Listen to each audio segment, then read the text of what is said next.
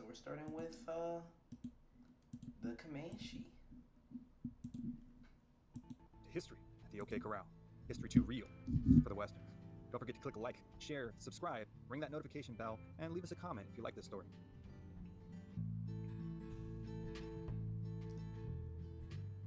The term Native American is often used today as a placeholder for what's perceived to be a unified pre-European contact culture whose differences were nominal and whose cultures were inherently symbiotic. I went on a rant on this part. If you saw the stream where we didn't get to finish this video, I went on a rant on this about like how many people, like that comment he made, how many people just think of Native Americans as just like there was one big group and they were all getting along and just hunting, having a good time, living in their little small communities until the Englishman came and he decided to just kill, rape, and pillage everything in his sight and take over all the land. It is so far from an accurate representation of the events of the foundation of America. Like, we first landed, not only were they a bunch of different tribes with a bunch of different cultures, as were Europeans, because that's what humans do. Humans get in groups and other each other. We make other people feel different, and the people who feel different come together and they create their own culture. And we do that based on any type of thing you can, whether it be skin color, whether it be your height, whether it be language you speak, anything. Like, we always find a way to other each other. And when the Europeans arrived on the shores, Native Americans were at war with each other, and they teamed up with a lot of Europeans to oust their rivals, and then lived in harmony for a while under a treaty. And then the Europeans were like, okay, now we have differences. We can't get along. We're going to other you guys. We're going to go with you guys. But 90% of the deaths of Native Americans were due. I think it's 90%. That might be high. But somewhere like 70, 90% of all deaths were due to disease. So it wasn't like we just came over there and decided to fuck shit up for everybody. No, everybody was fucking shit up because that's all humans do. Symbiotic. Is fuck shit up. But and then this is a woefully myopic approach, one that does not do justice to the individual dignity, history, and culture of the individual tribes who, long before and long after Europeans set foot upon the North American continent, lived in a complex, dynamic, and ever-evolving world of alliances, warfare, trade, migration, and yes, even conquest. Tonight, that's all is the first in humans our do. series Every on the human individual tribes of the North American does continent. that. Any And hopefully, uncivilized at some point, we'll get to human is going to South America too. partake It's all in good. all We love them of all. Their stories are equally important, their cultures and dialects distinct, and their impact on history incalculable.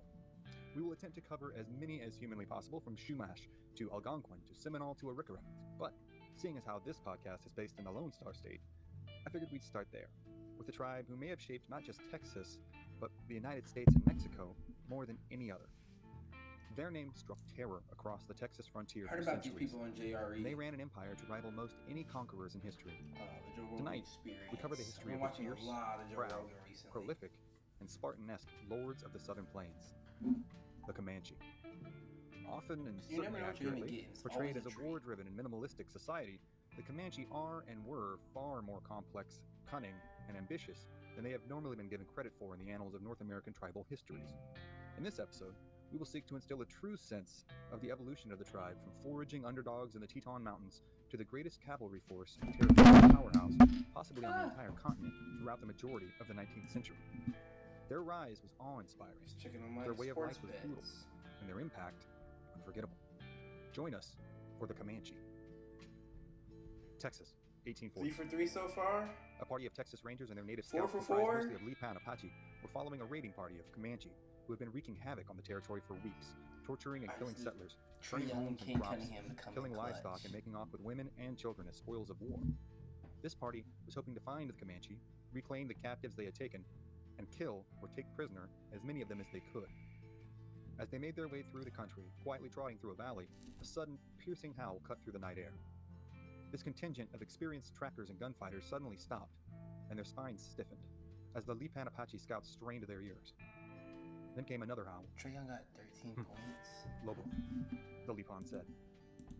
All present breathed a sigh of relief, for even among those familiar with making war against the Comanche, perhaps especially for those familiar with making war against the Comanche, The possibility of being caught in one of their attacks was enough to chill them to the bone, and make even the most resolute among them reconsider their resolve. From central Texas to Kansas, from Colorado to New Mexico, and everything in between, it all belonged to the Comanche. They were effectively an empire. They owned more horses, controlled more land, wrought more violence, and conducted more trade than virtually any other tribe on the North American continent. But they had not always been so powerful. They had not always been so feared. They had originated in the hills and high plains of Wyoming, a Shoshone offshoot tribe who subsisted on hunting small game and foraging for roots and berries. Theirs was a hard and a bleak existence.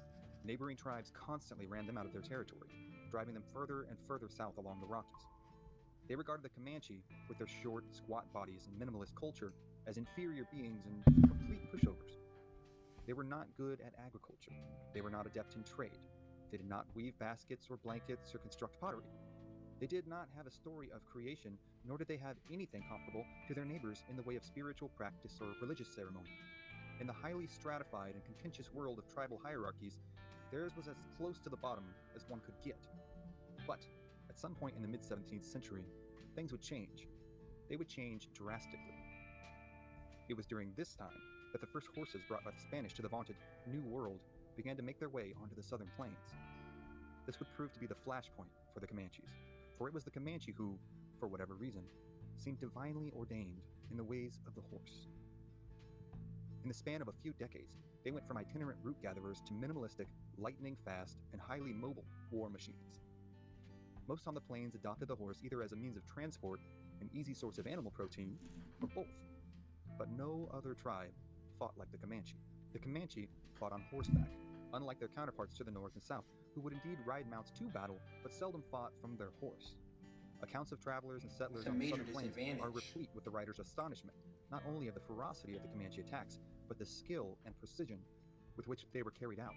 They had developed a technique of effectively turning themselves into a human Gatling gun, in which they would ride in a giant circle which advanced closer and closer to their target, rotating as it went. The rider close. That's insanely frightening. You're just getting circled by a bunch of warriors on horses. The target would slip to the side of his horse, using the animal as a shield against enemy fire, as he ducked under the horse's neck and would let loose his arrows at a rate of up to 20 a minute. Then, as this warrior reloaded and made his way to the back of the circle, the next warrior up would loose his arrow. Dozens of warriors spinning at you in a cyclone of death, letting loose hundreds of arrows per minute, all from highly mobile and simultaneously. I'm thinking they're circling you, trying to intimidate you because they're enclosing on you. No, they're firing arrows while they do it. Protected positions presented an absolutely terrifying spectacle, and a you're literally in a tornado of death. The Comanche's ascension to Lord of the Southern Plains was rapid and bloody. Almost all of their former detriments, their lack of societal complexity, their itinerant lifestyle, and their complete absence of anything resembling settled agriculture, became massive attributes when they harnessed the power of the horse. The motto of the vaunted British Special Air Service, the SAS, would make fine sense to the Comanche. He who dares, wins. Any man who could stir up a war party for any purpose he saw fit, and who ventured out and returned with a sizable bounty, was free to do so. And this meritocracy meant that the bravest, most daring warriors held the most power and sway over their tribal politics. What we have to understand about tribal warfare, post-pre and post-European contact, was that the rules of engagement that most Western societies abided by, or more accurately, claimed to abide by, were out the window. There was no quarter given and no quarter asked. Combatant age males could count on being tortured to death by a variety of means should they not win or be killed in battle. Their wives and children would, at best, be assimilated into the tribe of his enemy, or at worst, killed in the same way he was. But even in this harsh, unforgiving world, the Comanche managed to wreak a level of violence that had never been seen before. They drove out and attempted to annihilate any tribe who sought to occupy the vast swaths of southern plains that they loved. Basically because of the buffalo herds being there, but we'll get into that in a second. Buffalo. I was about to say, wait, if they don't do agriculture, what was the point of conquering that much land? I guess if you're a growing population, but I don't know if they were booming like that. If they don't have a quiet, sleepy village of agriculture, Picaria, Utes, or Tonkawas, just to name a few, was awoken to utter carnage and destruction. Rape of female captives was the norm, as was their subjugation into sexual slavery. This, combined with the tribe's conversely unique predilection for adopting children of slain tribes into their own, although infants were usually killed outright as they were too much trouble to keep alive and occupied a mother who could otherwise be used for labor, resulted in one of the most impure bloodlines in all of the Native American tribes, and many refused to return home to their former lives because of the autonomy they enjoyed with the Comanche. As brutal as it was, for many, the Comanche world offered an unprecedented level of freedom. But what did this new world revolve around? In a word, buffalo. The buffalo were quite literally the lifeblood of the plains. They provided meat, yes, hundreds of pounds per animal. But their hides also provided the leather for clothing and teepees. Their dung provided the fuel for fires on the timberless plains. We'll be sure to cover the buffalo in depth in the future, but suffice to say, they were nearly everything. They were the entire world on the plains. Control of the land meant control of the buffalo. You wanted to control this territory because it had so many buffalo. And control of the horses meant control of the land because you could be so mobile and so dangerous. And the Comanche had more horses than any other tribe. Being the most powerful, southernmost tribe, they were a filter for all of the horses that made their way north from the Spanish territories. Remember the three most important things in business? Location, location, location. Where a northern tribe chief may have several dozen horses, a Comanche chief would have several hundred, maybe 1,000 or more. All of these would be customarily slaughtered upon his death to accompany him into the next world. Think about what a grisly business killing hundreds of horses with clubs, knives, and lances would be. And then stop thinking about it because it's kind of a bummer. No, but seriously. The Comanche didn't just control the land, they controlled the trade routes. Kill them all? Different bands of Comanches controlled different areas. The Penateca controlled central Texas and the prairies up into the Texas Panhandle. The Yamarica occupied North Texas and southern Colorado. The Quahati occupied parts of New Mexico, Kansas, and Colorado. The Nakoni controlled parts of northern Texas and Oklahoma, and the Katsoteca ran the Canadian River Valley in Oklahoma. They turned out to be incredibly adept entrepreneurs. An entire subculture had arisen in New Mexico around trading with the Comanches. They were called the Comancheros, and their position of coexistence with the Comanche was not unheard of, as other tribes like the Kiowa and Cheyenne and several Texas pioneers had brokered similar peaceable deals throughout the years.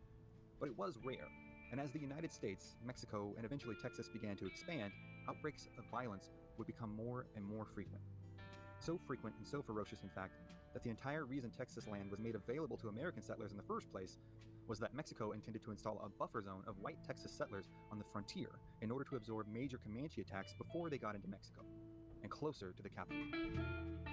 When they say this was, I want to say 1840, but I think I might be making Well, you might up wonder that what danger number. someone in Mexico City was in from a Comanche warrior in the central Texas hill country. The answer was, they were in quite real danger and quite immediate danger. The Comanche could cover hundreds of miles in a matter of days in waterless, nearly featureless territory, and disappear into vast expanses just as fast as they had arrived. The settlers in Texas also presented the first real military challenge to the Comanche since their ascension to the southern plains. Though, at first, most were simply fodder for the Comanche war machine. Any encroachment on the Comanche land was treated as a capital offense. The levels of brutality and aggression in Texas were unlike anything the settlers had seen before. Where they were from, in the hills of Kentucky, Virginia, Arkansas, and Tennessee, the timber and topography ruled out this type of warfare. Single-shot muzzle-loading rifles and pistols were indeed powerful weapons when fired en masse or from entrenched positions, but out on the open plains, there was nowhere to hide. One shot every 60 seconds spelled almost certain doom for anyone unlucky or foolhardy enough to be caught by Comanches in Comanche land. They especially hated land surveyors. They knew what the surveyor's business was, and their plying of their trade in what the Spanish now referred to as Comancheria made them targets for perhaps the most vicious attacks on the entire frontier. Many a young surveyor was scalped alive, or gutted, or tied down and covered with hot coals, or suffered any other number of horrible deaths. But what the Comanche did not anticipate was the persistence of the settlers. They continued to arrive, and as the violence intensified and Texas gained its independence, a new breed of intruder stalked the hill countries and roamed the open prairies.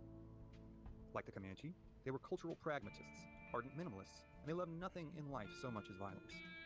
They were the Texas Rangers, and their arrival in Comancheria would spell the beginning of the end for the Comanche Empire. But for all intents and purposes, even in the latter half of the 1800s, the Comanche were not only a power, but in some cases at the height of their powers. They were not only known, not only respected, they were feared. It was near suicide to venture into Comancheria, but the Rangers would continue to do so, and as they developed their fighting style, and the Comanche continued to expand their empire, the stage would be set for the bloodiest conflict in Texas history. But that is a story for another time. What? Thank you for tuning in to History and You'll Take Around, and if you like this topic, I'm not gonna lie to you, I want to hear about that I want to hear about that story. It seems like a very, very interesting story. So what I'm gonna do a bunch of Google searches to figure out what he's talking about, and probably not gonna do a stream on it soon because I like mixing it up. I don't want to do like the reason why I haven't done another World War II one, because as much as I love World War II history, I don't want to just feed y'all World War II over and over and over and over again. Because I don't know if y'all like it as much as I like it, because I love it. Same thing with American history. I don't want to just keep doing the same thing over and over again. So we're gonna mix it up. After this Horatio Nelson one, we're probably gonna do a current American business one. I think I got a Sony one that we haven't watched. We might do that. But y'all hang tight real quick. I'm gonna go put my ice cream in the fridge, in the freezer, and then we're gonna watch another one. Give me like 2 minutes.